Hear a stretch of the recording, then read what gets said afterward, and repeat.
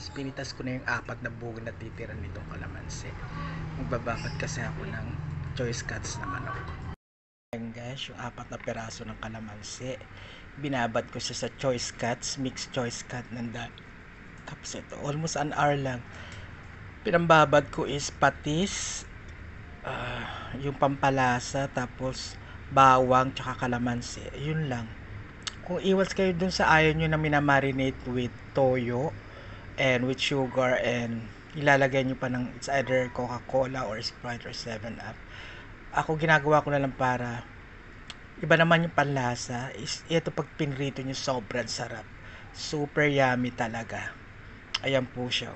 Makikita almost 1 hour ko rin siyang minarinate. Ngayon magpiprito na po ako kasi it's weekend so kailangan luto na naman ako para hanggang kinabukasan. Wait po natin, maglalagay na po akong kawalong, papainit ako ng mantika. Kaya nga po guys, naglagay na ako ng palm oil dito sa aking non-stick na galing pa sa Israel at kulay violet. Gusto kasi ng iba't ibang kulay. Ayan po. Nga po, dahil mainit na ang ating mantika ay nilagay ko na ang ating choice cuts na minarinate ko. Ayan po siya. Kaso lang po siya sa isang saktong size ng kawali. Non-stick po siya. Ayan po. Alaman natin na pag piniprito at medyo tahimik na, luto na yung time para balik na rin. Ayan po siya. Kaya pinainit ko po ng gusto ang ating kawali. Actually hindi naman siya dumidikit kasi non-stick siya. Mamaya balik na rin natin. Kaya po guys, nabaliktad ko na. Hintayin lang po natin siya maluto. Mag golden brown na siya both sides. Naku, malapit ang maluto. Hello guys, eto na po yung finished product. Yung pinirito kong manok. Choice cuts po yan. I marinate it with calamansi, patis, yung pampalasa. Lagyan nyo ng pepper, black pepper. It's either crack or pwede rin yung buo. Ayan po.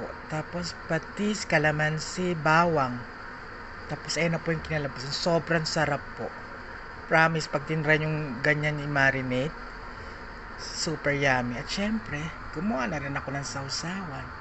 It's composed of brown sugar. Konti lang po. Kaya medyo ganyan ang kulay niya. Sibuyas, tsaka lagyan niya rin ng paminta at cucumber. Ayan po. Pipino. Super yummy. Ito naman po yung para sa bukas. Pero tinikman ko yung isa niya. Ay naku, ang sarap. Promise. Pag nagkakanin kayo, taob na naman ang isang kaldero. Kain po tayo. Yummy, yummy, yummy. Para bukas po to. Iluluto ko lang kasi Sunday. Dapat nasa church lang tayo. At part of keeping the Sabbath day holy is lutuin nyo din dapat yung lutuin sa Saturday. Parang sa Israel lang, pag Sabbath din nila is Friday, niluluto nila yung dapat lutuin for Saturday and Sunday. Kasi start ng hapon ng Friday, Shabbat Shalom na nila. Tapos ayun na, hindi na magluluto ng Saturday and Sunday. Saturday, I mean. Ayun na po. Kain po tayo. Kasi po, nagtrabaho po ako sa Israel for about almost 7 years. Yeah.